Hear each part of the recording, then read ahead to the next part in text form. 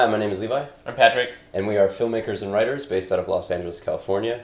And this channel is called Levi and Patrick Went to the Movies. And it's just going to be us talking about movies we love and why they're so lovable. And today we're going to be talking about Jurassic Park. So Jurassic Park came out in 1993, and I was 5.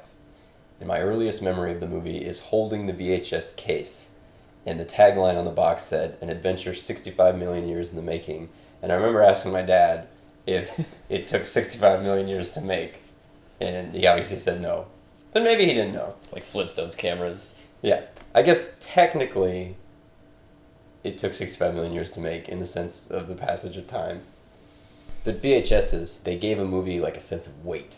You know, some of the stuff we always talk about sometimes is like, do you have this huge event movie released and then it comes out in like this plastic flimsy CD case and it feels very fragile, but a VHS was like this big blocky.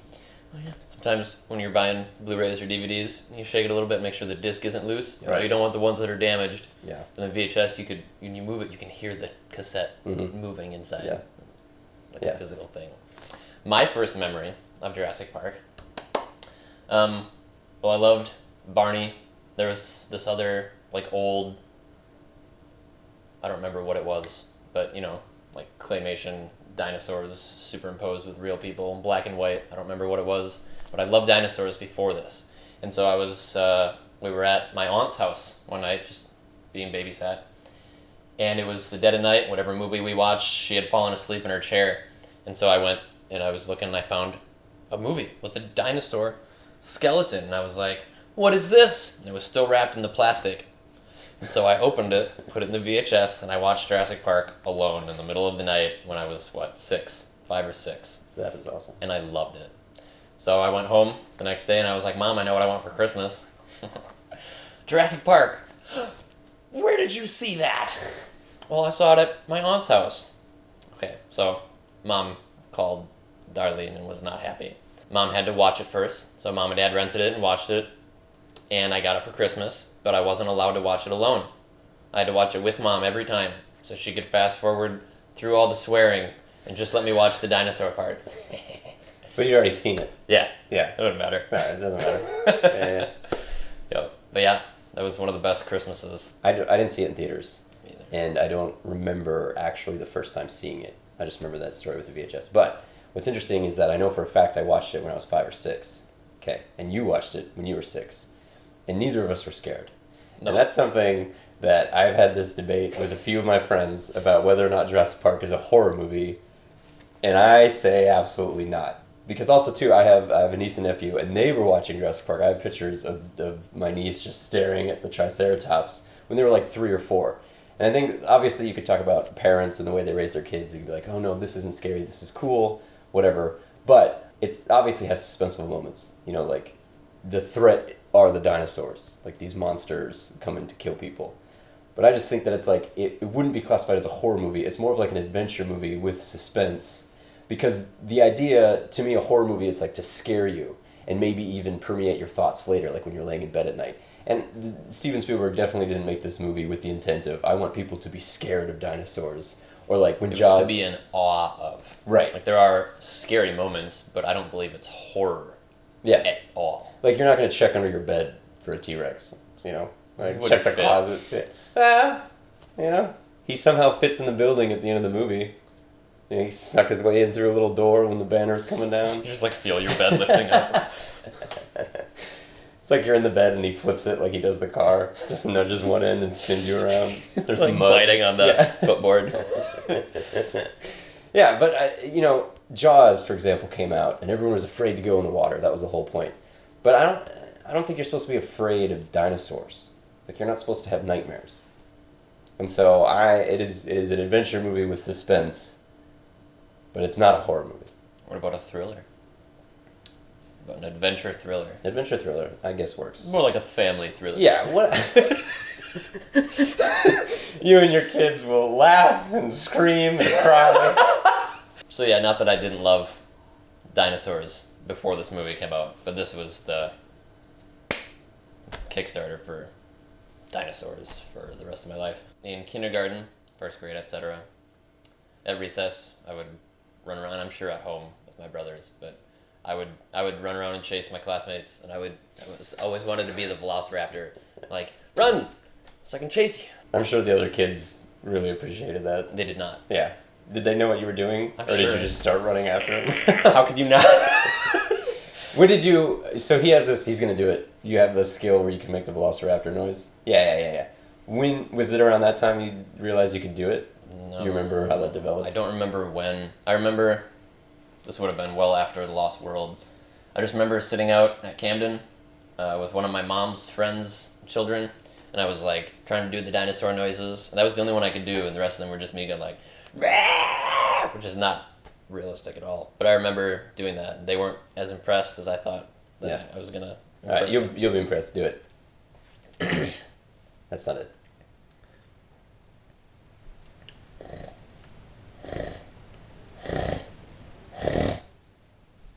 That's pretty good. I can do the T-Rex pretty good.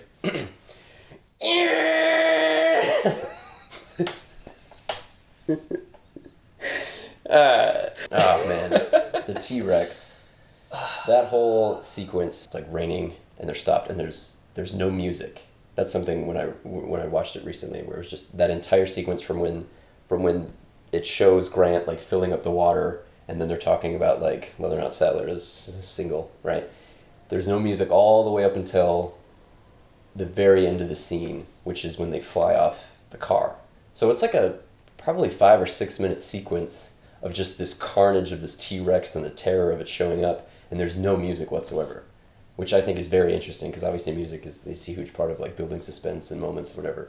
And Steven Spielberg just decided, whoever made the decision, that we're not going to have any music. The T-Rex is going to speak for itself. Yes. Before we see him, we see his hand, her hand, sorry. Before we see the T-Rex, we see her hand on the wires. So, we know there's no electricity in the wires. One of the things I loved most about that, though, is that it's not the claw, it's that part of the finger. And just that tactile detail was just like, oh man, because it's almost yes, it is an animal, but it's not that it's like not aware of what its hand is doing, but it's just not deliberate, like it's not using its claws to pull on the wire. It was just like touching it and then like falling off of it. Testing it, yeah. Just that physical... Yeah. I love that. What's funny about it is the T-Rex arms are like this, and the shot is just the hand. You don't see any of the body. So that means, the T-Rex must be like bent so far. Maybe it's a lower wire. Well, you know? Yeah, it was probably going down, and then it got caught. I don't know. Yeah. What is cool about that, what you're saying, one, it's introduction to the T-Rex. So you see the claw first, and you're like, oh man, because it's after you've heard the booms already. Two, not only it tells the audience that the electricity is off, like it's a visual information, but then the third creepiness is that now the T-Rex knows the electricity is off. So it's touching it, doesn't get shocked, and then it's emboldened to break the wires, which that shot of in the car looking out and you just see the thing waves in the wind. Yeah. I always loved how the wires like before they're ripped away, and it's like, okay, because those wires are strong. Yeah. You know, and like you don't see the T-Rex biting it and ripping it right there. It's biting it over here, and you're seeing them being ripped away from the pole, and then as the pole like leans in, the physical, like the suspense of that physicality before you even see. Oh man. Yeah. The T-Rex just stepping out and doing the see the full reveal. The little thing of cement where it's. So great. And then when it comes up to the car and Lexi has the light. And the animatronic head comes down, and the light shines at the pupil, and the pupil shrinks. It's such an incredible... Oh, I wonder if that's CGI. I've always thought that they just had an animatronic eye... Like an iris. That they timed it that perfect. But it could have just been CGI. Because the next point I was going to say was, when the T-Rex flips the car, and when it first lunges for the tire... So there's 2 shots where it's on the tire. When it first, the full body wide, lunges for the tire, the car is also completely CGI. Which is incredible because the movie always gets credit for like, the dinosaurs still look so real 30 years later. And no one knows that there's an entire car that's computer, which is insane. Yeah, I just found that out a few years ago. Oh, of course, the paddock scene. There's a debate on the internet about, so the T-Rex walks out where the goat is, and then he flips the car, rotates it, and then there's suddenly a huge drop off, and everyone's like, well, where'd that come from? Okay. I was gonna say, when the vehicles are here, the goat is like right here next to Tim and Lex's vehicle. Mm-hmm. But the T-Rex steps out between the two vehicles, almost right next to Grant and Malcolm's, and then goes in between them. And the drop-off is right there next to the first vehicle, right where the goat would have been, in my mind. But obviously there's... Yeah, there is a graph, there was a thing on the internet where it's kind of like an overhead layout, and the goat part is a section separate. How should I describe this? Maybe I'll just show the picture. But where the T-Rex walks out, the idea being that the goat is closer to the paddock, so people can get a full view of the T-Rex. I mean, I love this movie to death, don't get me wrong, but... Look, we just started. You know. Anyway, what I was going to say about the cement where the T-Rex, the foot comes out at the first point. I love the way that the toes go on the other side of the cement just a little bit. And when I was young, I would be a dinosaur as much as possible. And so later on, when the raptor is in the kitchen, when the kids start running, and the raptor puts its foot up on the ledge to jump off after him to start running. Maybe that's when Lex is in the oven. Yeah. I would always do that. I would put my foot on whatever ledge, whatever it was. I would put my foot up and make my toes curl on the other side of it, because I loved just the how it looked. I love the feeling of it. Of course, it's really hard to jump off and forward when your legs up. Right. But I would always make sure my toes did things like that, because I just loved how it looked with the T-Rex and the raptor. Yeah, I would do that a lot. That's awesome.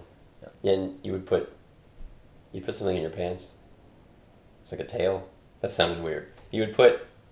Yeah, you said... We had a pond out back behind the shed, so we had cattails, and then the leaves that aren't the cattail part, the stalks, they were like round at the bottom, and then they would flatten out into the leaf, and I would take those and put them in the back of my pants, so I would have a tail, because they would flop around just like the raptor tail. It was awesome. I would just hold them and like kind of go like this, and like hide in the grass and hold them up and go like that, because it looked like a raptor tail, except it was green. It was so good.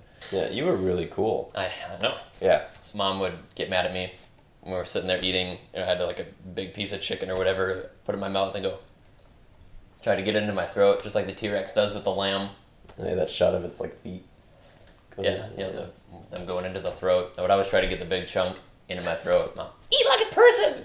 My parents own a tree nursery, a landscaping business. So way back then, before it is what it is now, a lot of the little plants we would get were in styrofoam cups, little white styrofoam cups. And they would be out in the dirt, and so those cups, except for the fact that they were flat on the bottom, they looked so cool, and I would always go and get the empty cups and like try to break one just right, so it looked like the Gallimimus egg that Grant finds. So I would be out like by the little grove in the dirt with the little styrofoam cups, like brushing it off and like pretending it was an egg. I would just do that over and over. Yeah.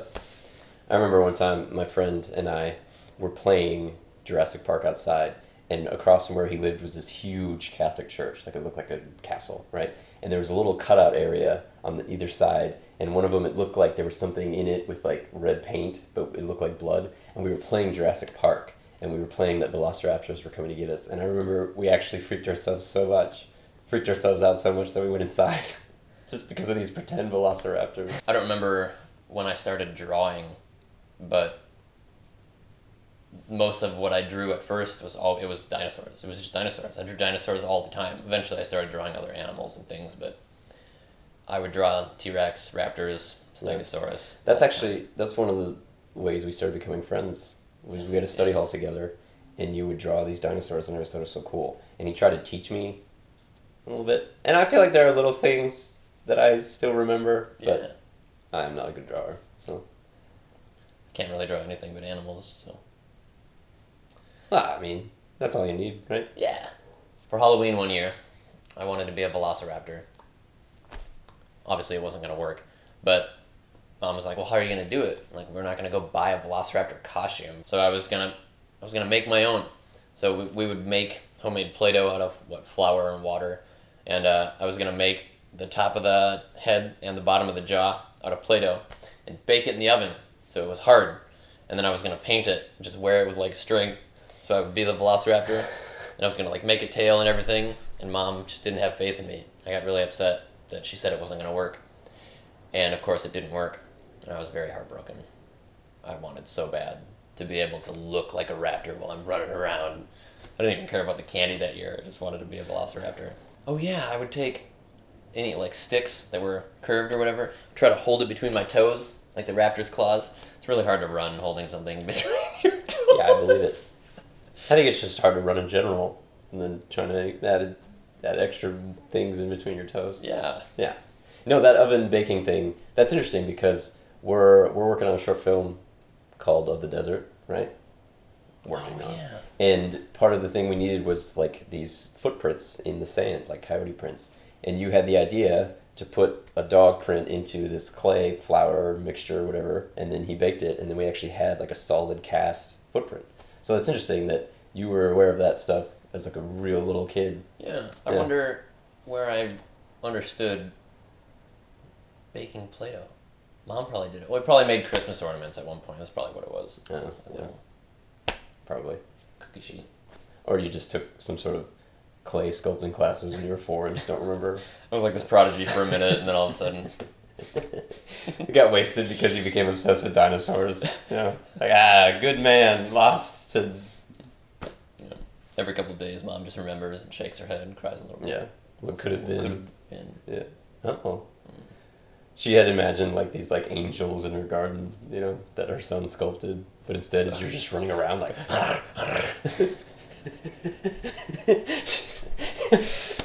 My poor mother. I loved the music, and I don't remember how old I was, but I wanted to have the music on my cassette tape so I could listen to it in the little, not a Walkman, whatever it was, The thing from Home Alone? yes, with the little microphone that came up. That was the only like boombox or whatever I had to play cassette tapes. Oh yeah, but then I got a little green, like metallic green boombox thing that I would record songs off the radio onto my blank cassette tapes. That's right.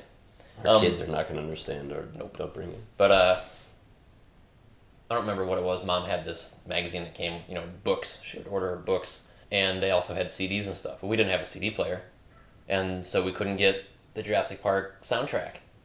And I don't remember, but Mom said it was too expensive to get somebody to order the CD and then have somebody put those songs on a cassette tape for me. So I never got the soundtrack when I was young. Well, the closest thing I had was the cassette tape of Weird Al Yankovic. And I remember listening, he had a Jurassic Park spoof song. Yeah. And I would listen to that on the cassette tape. I would fast forward to that song. It was years later that I discovered Weird Al. I don't remember how. But yeah, when I found out there was a Jurassic Park, I think it was David, because I knew some Weird Al songs, but he was like, there's a Jurassic Park one, and I was like, nuh-uh. So when I first heard that song, it blew my mind. I would take pails, put dirt in it, keep putting water in it until it was the right consistency for like goopy mud. And then I would take, a pop can or whatever, set it down and pour the mud on it. So it looked like the embryos that Nedry loses and the little mud waterfall. In the shaving cream can. Yeah, covers it up. I loved how that looked, because like usually mud isn't that watery. Right. Or there's nowhere, at least on our property, where mud would cover something up like that. The sound was all... Yeah. Slop, slop, slop. Yeah. So I was like stirring it up in a bucket, putting more water in, getting it the right, so I could cover cans up. Yeah. Man, kids are weird. Yeah, we are. Yeah. We're. I don't remember first grade, second grade. Somebody mentioned robots, and I was like, animatronics? And nobody else had any idea. And the teacher was like, how do you know that word? I don't know. Jurassic Park. Also the word schematics. I knew that word way early. I was like, how do you know that word? Jurassic Park. Yeah. See, that's another thing. You should show your kids Jurassic Park because they learn. So it's not a family thriller. It's an educational. Yeah. Discuss with your children what schematics means. A good family moment. Back to drawing. I drew a bunch of pictures of dinosaurs. I don't know, I'm going like this. I drew like this. I wrote Steven Spielberg a letter. I think this was after The Lost World came out, saying how much I loved his movies. Sent him a bunch of pictures of dinosaurs. I don't remember. Mom probably sent it to Universal. I don't know. But I got a letter back. I got a little tag board or a photo paper. There was a picture of him, Steven Spielberg, black and white behind a camera on one side. The other side was white and it just had his signature on it. And I framed it. We went and bought a little frame and set it on my desk with my rocks, my glass elephants. Had it right there in the center. And that was my pride and joy. I took it to school, showed it to people. I don't remember how long later, but I wrote him another one and sent many more pictures of dinosaurs I had drawn. And I got another letter in the mail, and it was the exact same thing. Like, the signature was, it was just a print, obviously, universal. Well, at least they did things like that. That was really nice. It is nice. My whole heart just shattered. Because I thought Steven Spielberg actually signed something for me. It'd be worse if it went to a different Steven Spielberg, and so you were like, thought you were in like a pen pal relationship with Steven Spielberg, and then it turns out it's just some guy somewhere. That would have been worse. Yeah. Yes, absolutely. Oh, also, later, or about that time, I don't know, but I wrote a letter to K.A. Applegate, the author of Animorphs, because I love the Animorphs books. And I took a picture of me and a picture of a blue whale, and I drew me turning into the whale, like on the front of the books.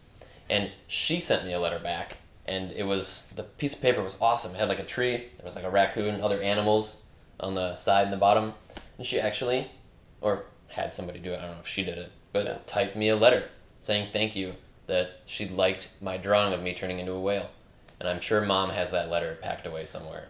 And I remember as a kid, I had the Jurassic Park toys were so awesome. I had like this Alan Grant figure that was like whatever, but that was just he could move his arms like just like this or whatever. But he had the hat and the blue and whatever. But my favorite was this T-Rex toy. It was about like this big maybe, and it was rubbery. I feel like all the toys these days are plastic, and it had like a little section with scratch marks on it, but you could pull that out. That was from Jurassic Park, not The Lost World? No, it was Jurassic Park. It was the first one.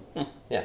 And then it was like inside where you could pull out the chunk of skin, there was like, you could see its muscle and bone, and like the bone was raised a little bit, whatever. And it was, I love that toy. But there was this guy who I don't know if we were babysitting or whatever, he was at the house, but he like pulled the mouth back too far, so then the rubber split at the jaw, which is infuriating because it's like, whatever. And then also he shoved a banana, so he was like eating a banana, and there was no justice, He should be in jail, but instead, as far as I know, he just got to leave and go live his life. And so I still have that. My parents still have that toy somewhere. Pretty sure it still smells like banana. Well, that was a pretty durable banana if it still smells. I don't know if I had any Jurassic Park toys. Most of mine were all Lost World. Those toys. And they still had the piece with the muscles and the bones. Anyway, we will do a Lost World video. So the movie opens with this large thing moving through the trees, right? And you don't know, and you think it's a dinosaur, and then it ends up being this cage, and then it kind of like the sound changes, and it's like this, and they come in, and then he's like, closer, bring it in, and then they set it down, and then they push it in, and then it locks, like it goes, and then somehow the velociraptor breaks the cage open. Yeah. But it comes and it grabs the guy, and it's like, shoot her, and the hand. Oh yeah, I loved how the hand did that. Yeah. I don't know if it's just breaking the 180 rule, but like the raptor runs that way and the cage moves that way. Oh, interesting. Mm-hmm. I guess in my head it was like the velociraptor hits it so hard enough that it makes the cage loose and it slides back. Yeah, but if you hit something that side, it's not going to go that way. Also, what's cool about the opening sequence is that it's none of the main characters. It's Muldoon. And so if you didn't know anything about the movie, you might think that this cool-looking adventure guy is the lead of the movie. And then the next scene is the lawyer going to see the diggers, finding the mosquito and the ember, and yet again, not main characters. So you don't see the two main characters, Grant and Ellie, until the third scene of the movie, which is them digging in Utah or whatever. And as I always thought it was so satisfying when they're digging through the raptor's skull, and one of the paleontologists whole scoopfuls out of the socket of the bone. I like that. Here's something I haven't thought about in a long time. We had out back, there was this big clay hill, and we cut a bunch of it away to use the clay to make like the roads out back by our potted stock. But when there was like a 6-foot drop off on that hill, well, in the winter it was awesome to go sledding off of. But anyway, Dad had a hammer where the back of it wasn't curved, they were straight. Mm-hmm. And that was Dad hated it. It was the best thing for digging holes in the clay hill. But anyway, we would try to dig a hole. We got one big enough that Sam and I, my brother, both fit into. When there would be a rock or something in there, I would take just like a crappy toothbrush, and I would take the toothbrush and clean around the rock, even though I knew it was just a rock, but I just wanted to feel like a paleontologist. and my brother would get frustrated that we had to stop digging our hole so Patrick could play with a rock that was obviously just a rock, not a dinosaur bone at all. But it was the feeling. Yeah. It wasn't about the result. And what's funny is you still play with rocks. So Hammond, when he goes into the thing, Hammond stands up, poof, pops the cork on the champagne. I had no idea what it was that would make that sound when it opened. It was like it's a bottle, but I had never seen champagne or anything before. And so, obviously, like a decade later or whatever, when I realized what kind of bottle had a cork that would do that, I always wanted to be the one to pop it off so that I could, like, stand up and do it at the right time so I could feel like Hammond. Yeah, one thing that's funny about that scene, too, is that the helicopter comes, and they're like, cover the stuff, and it's like the blades are whirring, and they run up, and they're like, cut it, turn it off, and they go inside, and they're like, who's the jerk? And Hammond is in there, which means that from the time that they ran there, Hammond had to, like, quickly get out, run into the trailer, get into the refrigerator, get the bottle of champagne, to time it just right for them to burst in. And then in that scene, he says, like, I booked a plane to Chato or whatever. Oh, yeah. But he was saying it as he sits up on the counter, and I remember as a kid... Plane standing by a Chaco. Yeah, I had no idea what he was talking about. Yeah, I heard plane standing, and I thought by a Chaco was a word. Yeah. It was one word. Yeah. He's got a plane standing by at Chaco Airport. I got a plane standing by a Chaco. Yeah. By a Chaco. By a Chaco. And then they get to the island, and I remember all of the Jurassic Park stuff, like the doors of the handle, and there's a shot later where they're looking at the lunchboxes and the t-shirts. And as a kid, I always thought it was like meta, like it was advertising for the movie, in the movie. Huh. Not that I knew what meta meant, but just like, oh, these are lunchboxes for the movie Jurassic Park, but it's actually just in the movie merchandise for the park in the movie. And then, of course, there is a crossover, because I'm sure they did sell lunchboxes. Yeah. One of my all-time favorite, apart from obviously the main T-Rex scene, was later after the Gallimimus stampede, where the T-Rex comes out of the trees and gets one of them. Well, he like misses one, gets the Gallimimus. I love that shot so much of the T-Rex coming out, getting one. Just the way he's like lunging out of the trees, like he's hunting. Yeah. And here's his prey and her prey.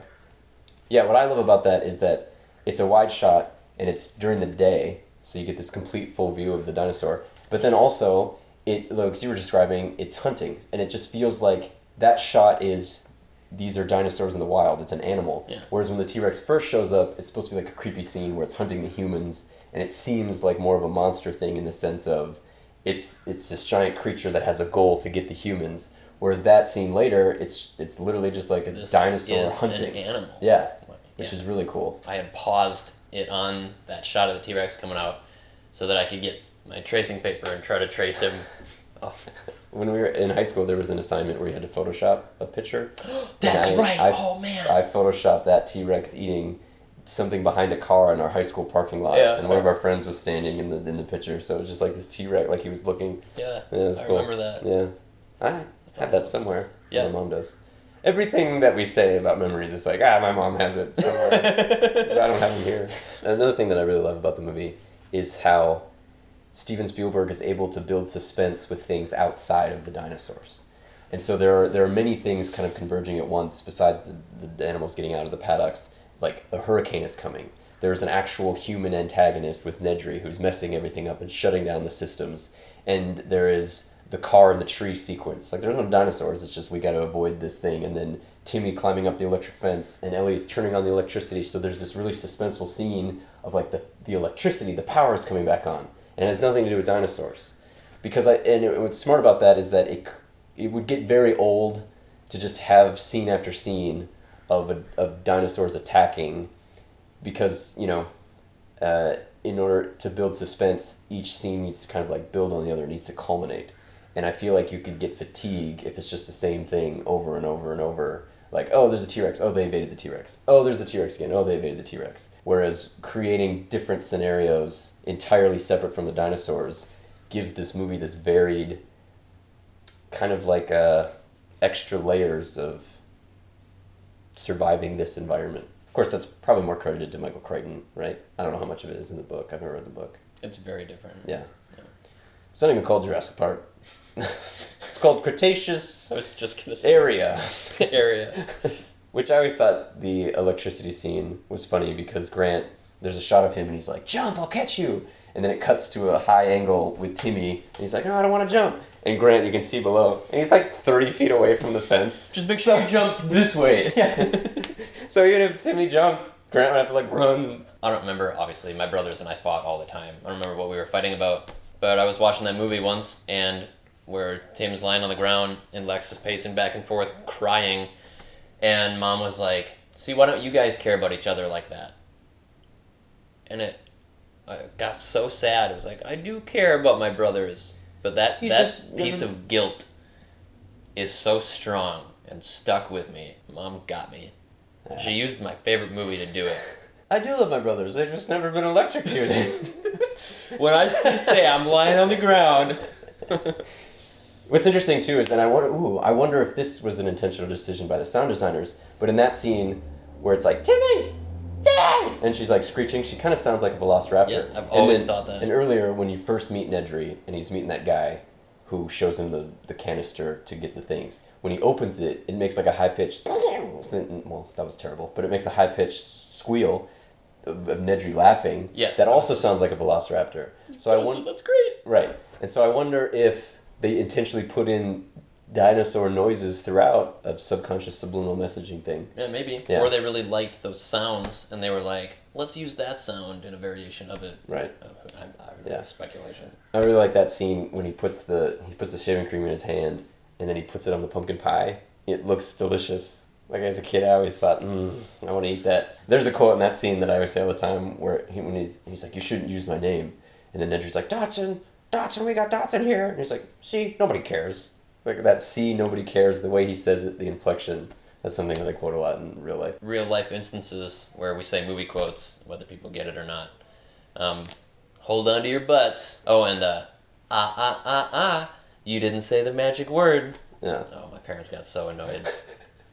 One of them that I always say, and it works in so many situations where it's like if you're waiting for something, are there any actual dinosaurs on this dinosaur tour? Except you replace the word dinosaur with anything. Oh, hello? Sure. Oh, and then he says, I really hate that man. Yes. I say that all the time. That one is more applicable than any other. That's, the way a lot of those lines are so memorable is because the way they're delivered. And Steven Spielberg's style is just so... His movies have this, I guess heightened realism, like almost like an extra level of drama. Like characters will deliver lines where they probably wouldn't say them in real life. Like for example, when Hammond asks Muldoon to go save his children, he looks down and he's like, I was wondering if perhaps you might go save my grandchildren. And he finishes the line by looking up at him. And it just seems, it's like an interesting thing where in real life he'd probably be like, hey, go find my grandchildren. And then Steven Spielberg too, also in his blocking, there'll be a shot of a character talking to a different character off screen, and then someone will come in. A perfect example is at the beginning, after they see the Brontosaurus. Brachiosaurus. The Brachiosaurus. It's a shot of Hammond is here. Let's say you're the camera, right? Because you are. Hammond is here. Ellie is in the background. And he's like, oh, we clocked the T-Rex going 35 miles an hour. And she's like, T-Rex? And then Grant steps into frame directly in front of him. He's like, you have a T-Rex? And they actually repeat that shot in The Lost World. It's just the blocking of things. He's using the frame of the camera to bring in new elements to add drama, and then the way they deliver the lines. And then obviously the push in of Steven Spielberg. That's his famous move, where it's just a move in on somebody when something dramatic is happening. That movie's full of that. Steven Spielberg really is just a master. It's crazy to me that these things are just animatronics. It's literally just like a little robot. But the way that it's filmed and the context of the story, they feel real. It could very easily just be a really silly movie, just knowing that this is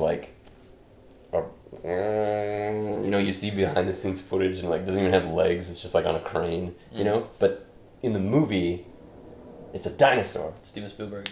I don't know if he was going to film school and he quit or whatever, but he made a short film where he took an airplane and it was never flying, it was never moving, but he filmed the whole thing to look like the plane was in the air. Yeah. And then Universal saw it and they were like, we're gonna hire that guy. Yeah. That was his start. I remember seeing behind the scenes thing about Steven Spielberg where he was making a war movie and he would have his actor friends step on a board that had dirt at the end of it. So when they stepped on it, the dirt would fly in the air, so it looked like things were popping up from behind the ground. Yeah. Which is just such a great idea. It is awesome. Going back to, we were talking about building suspense in other areas. I like how the whole philosophy of the movie is that chaos. Like Ian Malcolm is everything he's saying is like what actually happens in the sense of... See an agent of chaos. Last week's video. Where even if Nedry hadn't stolen the embryos and turned off the security and ruined everything, that it still was going to go wrong. Like life finds a way, and the whole point is that it's just you can't control nature, you know. And then the eggs. Yep, I was just gonna say the frog DNA. Right. So even if Nedry hadn't been there, it still would have gone wrong. Which maybe not on this tour. Right. It probably would have been when they opened the park. But speaking of that, Nedry is like the only human antagonist. Why the movie is still so good all these years later is because they are smart characters making smart decisions, Yes. trying to survive. Which is another reason why it's not a horror movie, because horror movies always have characters making bad decisions. Right. Because in a traditional horror movie, a lot of the situations are so terrifying or so ridiculous that you kind of have to dumb down your characters to keep them there. You know, whereas in real life, the first time, you know, you saw all the cupboards fly open and a demon in your kitchen, you'd leave, right? And so obviously they can't leave in Jurassic Park. But the point is that these characters are all smart. And the only two characters that are dumb or bad are Nedry, who's a literal bad guy, and the lawyer, who's just kind of, the whole movie is this, he's all against it, and he's like, we'll bring you down. And then as soon as he realizes they're going to be rich, he's like, oh, money, money, money. So he doesn't even care about the science or whatever, he's just a bad lawyer. And then those are the only two deaths that are like silly. Like they are appropriate to the character. The lawyer dies literally sitting on the toilet. He's a coward who runs into the bathroom and leaves the kids, and he's like, and he dies on the toilet. And it's meant to be more funny than, well, not like laugh out loud, but it's more, he gets picked up by a toilet, you know? Yeah, and then I think it's only funny when he's sitting on the toilet, but as soon as the T-Rex grabs him and starts shaking him, right. It's just like, oh wow. But his overall death is he's literally sitting on a toilet. Yeah. And then Nedry he's the bad guy, and he does all these bumbling idiot things, like he knocks over the sign, he doesn't know which way to go, and he doesn't take the what's the dinosaur, Dilophosaurus seriously. He's like, stupid animal. And then his death is like, you know, he slips and falls and he hits his head on the thing, and it's just like this, it's just this silly guy who dies because he's making really dumb decisions. Whereas the other characters that die, like Muldoon, for example, he has a purpose. He is tracking the velociraptor so Ellie can get to the things. Samuel L. Jackson's character dies off screen, but he dies because he's trying to get the power back on. Like everything that these characters are doing serves a smart purpose. And like the only reason Ellie goes out to get to the place is to turn on the electricity. Like she doesn't just cut to she's wandering or like, oh, I'm gonna go out and find them myself. It's like, no. And then when Muldoon goes to find Grant and them by the T-Rex paddock, Ellie's like, I'm going with him. And so it's like they're a team. And everything, all those characters make smart decisions, but the dinosaurs just kind of keep messing things up. Even the kids react like kids. That's another thing that a lot of movies, well, not a lot, but some movies have an issue with, where they kind of overpower their children because, you know, you don't want to put kids in danger on screen. Well, these kids are in danger. Like, there's literally one gets electrocuted on screen. Speaking of characters reacting appropriately, when the T-Rex is chasing the famous truck thing where it's like in the rearview mirror, and it's Malcolm, Muldoon, and Ellie, and they're in the thing, and he's like, get off the shifter or whatever. He's like, must go faster. Bloody move! Yeah, there's a shot of Ellie looking back at the T-Rex, and she just gives a blood-curdling scream, and it is so awesome because it feels real, and it's just this terror of this T-Rex running at you. And I feel like it could have been easy just to have them react like they were in an action movie or something. But no, it's like fear. I know I'm saying it's not a horror movie. It would be horrifying to be in this movie. And so their characters are reacting appropriately. Another thing that's interesting about the movie is kind of a detail that the movie itself kind of glosses over, is before they see the brachiosaur for the first time, and Alan Grant like grabs her head and turns it so she looks. Messing her hair up. Yeah. What? She's looking at a plant, and she's like, this doesn't make sense. This is from the late Cretaceous or whatever. And so they have somehow cloned extinct plants. And well, mosquitoes drink plant blood. Yeah, but it's just a cool. So the park, there are other things that they've been doing, and it's interesting to think about that world in the sense of, did they do the plants first? Like, was that more of a simple cell structure than? I mean, plants are life and it's complicated, but like, where did they start in the realm of? Yeah. Did they do the plants first? Also, And they never mentioned it again. So maybe it's in the book. I don't know. I haven't read it in a long time. But maybe they have, an exhibit in the park where it's like, these are all the plants we have featured in the park that you can see out in the exhibits, and they have like a room with all of that. That'd be really cool. Yeah. I would go to that room. that would be cool. Yeah. Although they do talk about plants later when the Triceratops is sick, and it's like, oh, they've been eating these berries. Something lilac. Yeah. Which that's another quote when Malcolm sees the pile of poop and he's like, "There's one big pile of." That's another one that fits if you see a lot of something. Yeah. Oh, that's one big pile Legos. of Legos. Yeah. That's one big pile of friendship. Yeah. Yeah. There we go. Another one I quote all the time. Anytime anybody asks where something is from, like, oh, where'd you get that? From your blood. All the time. I love that quote. Oh man, as a kid, I loved that whole animatronic sequence, or not animatronic, animated sequence of like the DNA guy turning into the dinosaur, and then when they were digging down into the tunnel and perfectly finding the gem. The way that the tunnel goes. Yeah. Oh, I love how he says it took me a long time. It was, Mr. D and E. It was like D and E. That's interesting. Yeah, Mr. D and E. Where did you come from? I thought it was. It is Mr. DNA. Yeah. Yeah, but I didn't know that for a long time. I love when it gets to the point where they haven't finished the video yet. Hammond's putting in the words for the video with like the little brachiosaur grown up. There's a baby dinosaur. Bum, bum, bum. The whole march or something, of course, it hasn't been written yet. And then, of course, the tour goes on. Because, he's bringing these people in early to make sure the park is whatever, so that they can, the people funding it, whoever, like, the park isn't open yet, and it's not that close to the opening. Yeah. So the fact that this video hasn't even been finished yet is a detail I absolutely loved. That is really cool. Yeah. Also, we need hello, John. Oh, hello, John. Hello, John. When he's cloning himself. Yeah. Another one from that scene. Apparently, maybe we just like the way John Hammond talks because a lot of the quotes are him. But when it pans around the whole thing and you see all the people and they're like, "Can we go in there?" And then John Hammond's like, "Well, it's kind of a ride." And then they push up the seats and get out. They can't do that. Can they do that? Yeah. Oh, I also love when the lawyer and Hammond are sitting there and he's like, "Are these auto erotica?" Hammond, no. There are no animatronics here. And the lawyer, he melts the word. I love that detail. I'm like, oh, that's what the word is. But the lawyer, that character, who have no idea what animatronics are, knows what autoerotica is. All 3 of the raptors die. One's still locked in the freezer. The T-Rex kills the other 2. Oh, wow. How many were there total? Well, there were a lot more, but the alpha killed all but 2 of the others, so there are only the 3. That's really cool. I never thought of that.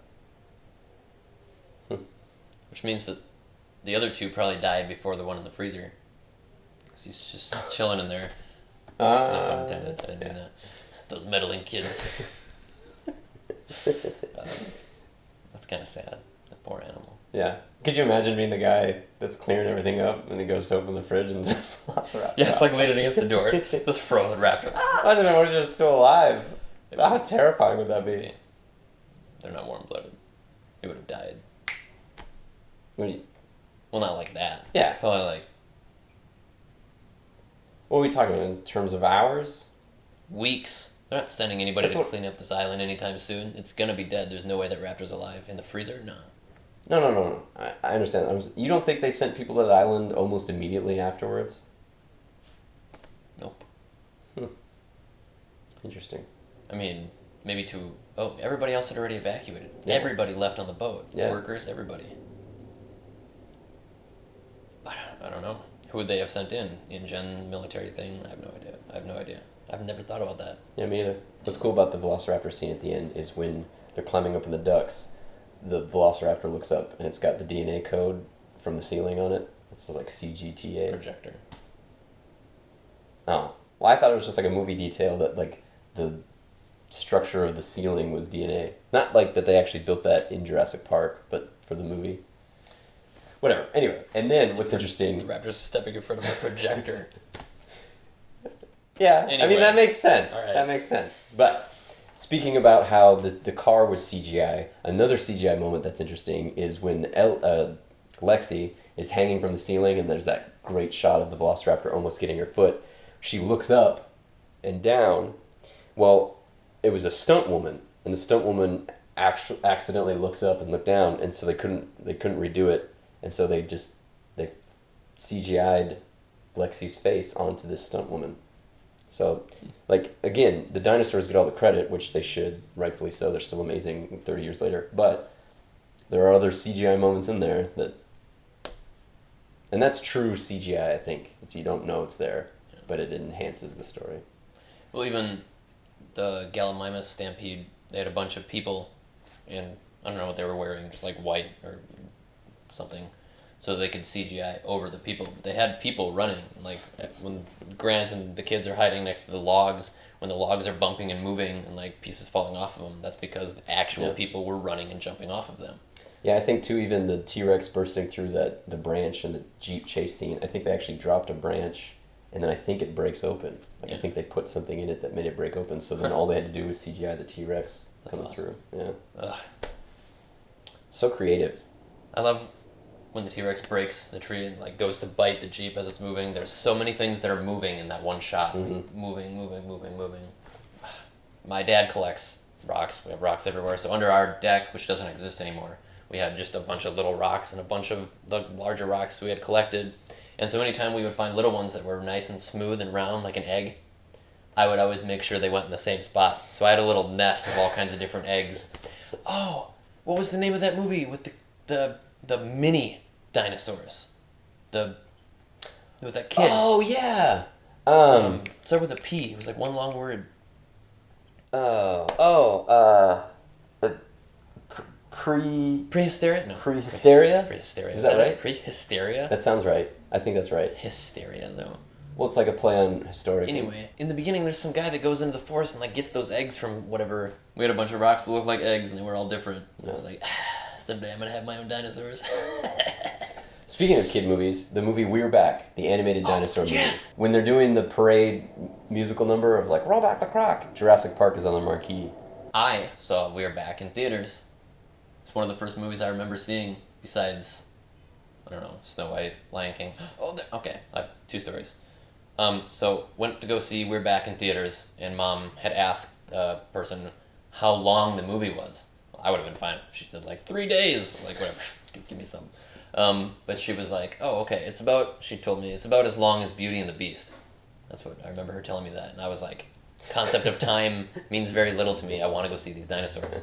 But Snow White, oh yeah, Jurassic Park was one of my first loves. One of the first things I absolutely loved. I carried that VHS around the house. But Snow White, there was one time in church where Father was saying that if we want new air conditioning system, people have to pitch in more money during the collection, you know? And I stood up and I was like, Father, you can't have my money. I have to save it for Snow White. Because Mom told me that I had to buy it myself. Jurassic Park is one of those movies where when I show it to people, it doesn't feel like I'm just showing them a good movie. I feel like I'm showing them a part of myself. Yeah. Like these movies that we love so much, it's like I'm showing you this because I want you to understand me somehow more. Yeah. And I'm the type of viewer of a movie where it's like, if I love the movie, I want you to watch everything. Every shot, moment. Every line. Like, if I look away, I'll even like pause and rewind it because it's like, I didn't see this movie in its 100% entirety. And so if I'm showing the movie to someone and they're looking away or they're doing something else, I almost take it personally. Like, I don't want to be, a film Nazi where it's like, you got to sit and be quiet and watch. But a part of me, it feels like, well, if you're not paying attention to this thing that I'm showing you that I love, you're not paying attention to me. Mm-hmm. And it sounds ridiculous, and it has caused some arguments. I remember I had a girlfriend once that Patrick was visiting in town, and it was like, you've never seen Jurassic Park. That's right. Like, let's watch Jurassic Park. And she was like, yeah, awesome. Let's do it. Then she fell asleep literally within the first 15 minutes. And okay, she was probably tired. But one thing that all of my girlfriends have done is that we'll be watching a movie, and they'll do that thing where they like look at you lovingly, and it's like, there's a T-Rex on screen. But then, but then I'm just getting comfortable, and they'll like lay down, and they'll have a blanket, and it's like, you're gonna fall asleep. No, I'm not. Like, you're literally getting into the best position to sleep. There's like a low light coming on you. You're warm. You're like laying on a body pillow. Like, you're in a good mood. Like, you're just setting yourself up to sleep. And every single time, it's like, you're going to fall asleep. No, I'm not. They fall asleep. And it just feels... insulting. It almost feels like while I'm talking to you, telling you about my personal life, you fall asleep. I have shown Jurassic Park to a couple people who had never seen it, and that just makes my day. Every time somebody's like, I've never seen it, and I would like to watch it with you, or I've never seen it, okay, don't watch it, because I want to be the one you watch it with. Not with every movie, because there's, you know, some movies where it's like, okay, you like look away or do whatever. If they haven't seen it, okay, and they get up to go to the bathroom or something, obviously I'm going to pause it. Mm-hmm. But if they miss something, like I'm just going to run to the kitchen and grab some water quick, and it's like, okay, well, I'm going to pause it and then rewind it a little bit, and they're like, you don't have to do that. It's not about, even if they say, okay, what did I miss? It's like, you didn't miss anything. He walked across the grass. That's not the point. The point isn't, what did you miss? I need knowledge so I can move forward with the movie. The point is the experience. You're not watching the entire scene. You're missing out on how that feels. You're missing a piece of the movie. And the thing that's insulting is that other people don't always care. They only care if they missed something. But it's like, you don't care about the feeling of experiencing this that we literally sat down to experience? I don't know. Even the opening logos, like Warner Brothers or whatever, when it comes, I feel like that's part of the movie. Lighting, coloring, yeah. there's music, tone setting. You get into the feel of it, and then afterwards when it ends, you know, the credits, there's music. I'm not going to read every name that comes up, but it's the feeling of that end of the movie. There's this whole experience here. When was it? 2013 must have been? Yeah, because that would have been 20 years. I was in Oakland, San Francisco, and when Jurassic Park was re-released into theaters for the 20... Was that in 3D? I think it was. Anyway, one of my friends had never seen it, and so she and I went and saw it. She jumped at all the right moments. Like Ellie, after the power comes on, I think we're back in business. The raptor. Oh, she jumped. It was great. It was awesome. So showing Jurassic Park to people who had never seen it, but also getting to see it in theaters, because I would have been 5 or 6. Mom would never have taken me to that movie in theaters. So seeing it on the big screen with that loud, perfect sound was so good. Yeah, I didn't go see it at the re-release. I don't know why. What's funny is they had a line of toys, I think, for like Burger King. And so I have a glow-in-the-dark, like, Triceratops. You put together the skeleton and put it on a stand. But for some reason, I didn't go see it. I also saw it last year, so summer 2019, at the Hollywood Bowl. Because the LA Philharmonic, I believe, well, they were doing the music live to it. And so my girlfriend and her mom, we all went, and they had it on the big screen in the center, and there was like 2 or 3 small screens on either side. We were way up in the back, but like, the place was packed. And it was almost like, yes, we were there for the music, but we were there to watch Jurassic Park, but it was almost like a concert. Like, people were vocalizing their emotions at every point in the movie. People were like, "Ooh!" every time, like, Malcolm was going to give one of his awesome lines. And then, like, oh, everybody would laugh at every little thing that was funny. And it was like, how many of these people have not seen this movie? Probably very few. I'm sure most of us have seen it, and we go because we love it. And it was like a concert where we're all there because we already know it and love it, and everybody was being very vocal. And it took me like halfway through the movie before I was okay with it, because I was like, didn't we come to listen to this music? And everybody's just having a grand old time with their voice boxes? But it was a wonderful experience. And the music was, you know, different here and there, like any audio recording of anything people play on instruments, where the slightest variation, you know, you notice it. So the music was, it was like a different version of the film. And that's really cool. It was such an awesome experience. Obviously, all the music in the movie is amazing, but the theme, the main theme, because it like rises and goes down and then comes back again with its whole full, with like even the vocalizations or choral, whatever it is toward the end. I love that music, and it is so beautiful, just on its own, separate from Jurassic Park. It's kind of funny. Anytime I'm like, you want to listen to one of my favorite songs? It's so beautiful. As soon as I start it, oh, it's Jurassic Park. It's like, yes it is. But don't think about dinosaurs for a minute, because this music is gorgeous. And it's like, It's like when you're listening to it and the music is climaxing. It's like there's a heavenly white light coming down and everything's rising up because it's so beautiful and awe-inspiring and grandiose in not like a powerful way, but in like a powerful way. Well, first it's all ooh and ah, but then later there's running and screaming. Something else I was going to say. My shirt. My girlfriend got me this shirt, which I'm very happy for my birthday last year. I had a Jurassic Park shirt long ago. Well, even before that, I wanted one. I was looking for one. I could never find one. We were in the Mall of America once, and there was a t-shirt store, and she was like, maybe it'll be in there. Of course it was. I had that shirt for years and years. A whole bunch of holes in it and everything by the time I, sadly, eventually threw it away. I'm kind of a hoarder, but I eventually threw it away. Now I have a new one. The final thing I want to say about Jurassic Park is that it is such a perfect dinosaur movie that no other movie can be made after it without just automatic comparisons to Jurassic Park. It's almost kind of like you did it the one way it could be done and you did it perfectly, and so there's nothing else. Like, I guess you could do time travel. You could even try and do the idea of like an island where there are still dinosaurs, and those are interesting ideas, but this is just like we bring dinosaurs back and it's in a park and they escape, and it's just so precise and tight story-wise, and all the characters are good, and it doesn't need to be remade, and it still holds up. It's just a classic that they will be watching and studying in film classes like 100 years from now. And it's about animatronic dinosaurs. Okay, so clearly Jurassic Park is an incredible movie.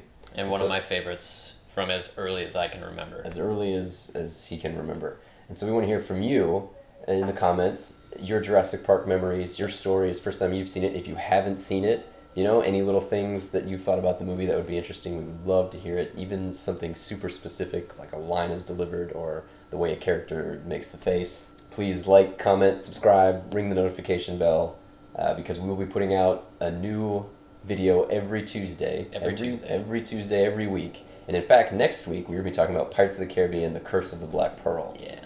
I'm Levi. I'm Patrick. And this has been Levi and Patrick Went to the Movies, Jurassic Park.